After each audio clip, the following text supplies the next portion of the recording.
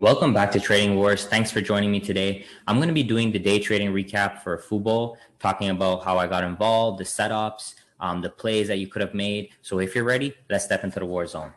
Okay, so the first thing, guys, is I look for stocks that show up on my scanner in my inside bar scanner. So I'm going to show you guys how that looks so you can follow along. But basically what I do is I scan the market every single night and I look for stocks that go into my inside bar scanner because I'm looking for stocks that have the potential the next day to really break out and to have big movers, right? So let's go back to my list from last night. So I post the inside bar watch list every night. So here was the watch list and FUBO was there. And what I do is I look at the open to see which stocks have momentum, which have good volume, which ones are likely to make a move.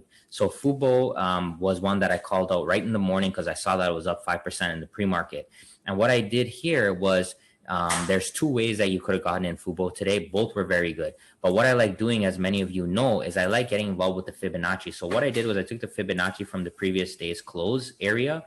So I like to use the high of the closing bar, and I just brought it up to the top of the range right here. So this is the previous day's high.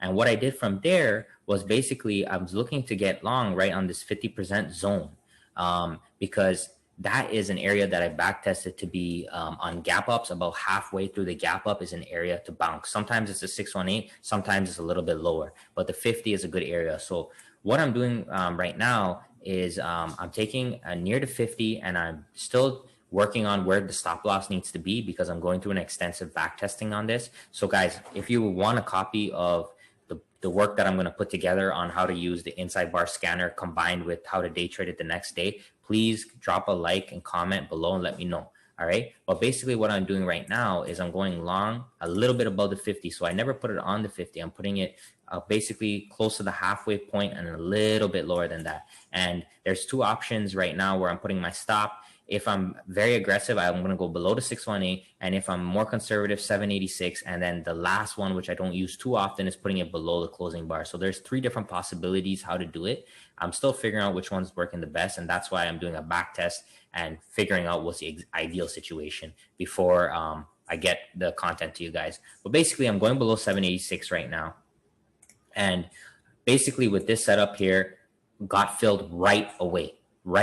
So right off of the open, we opened right here, boom, drop, hit the 50, stop loss is there. And then from there, what I'm doing is I'm looking to the extensions above here to use as my targets, okay? And then as I scale out here, so I'm not going to talk about that because it depends on your plan. If you want to swing this, you can definitely do that. If you want to scale out some at 2 or 3 and then leave some on, that's totally up to you. It's a personal preference thing. But for me, when I get to 2 to 3 times my risk on the trade, I want to take off at least something, okay? And then the next setup, so this one is if you miss that initial gap fill, then what you want to do is you want to wait for about the first 40 minutes to 1 hour. Then you want to draw the Fibonacci leg for the first impulsive leg. So in an ideal situation, we gap up, we break through the previous day's high, we push up, and then we come back to retest the previous day's high. And the way we can get involved here, guys, is using the Fibonacci's. So the complete rules on how I get involved with the 618 is in my book. And, you know, I've sold over 91 copies of that book by now.